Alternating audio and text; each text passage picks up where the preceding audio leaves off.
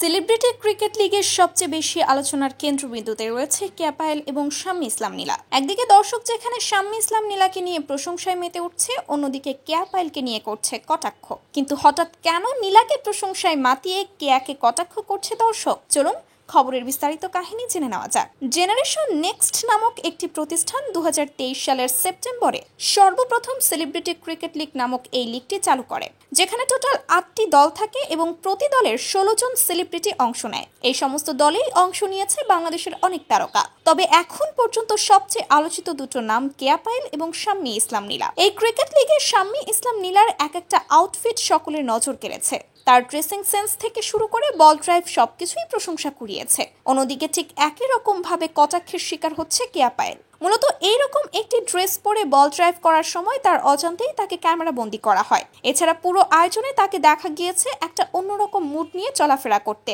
অনেকেই বলছে কেয়া পায়েলের দেমাগ বেড়ে গেছে, অনেকে আবার বলছে একটুখানি খ্যাতি পেয়ে এত ভাব। অনেকেই আবার এই পুরো আয়োজনটাকে নিয়েই কটাক্ষ করছে, বলছে এই ধরনের আয়োজন করে মূলত ক্রিকেটকে অসম্মান করা হচ্ছে।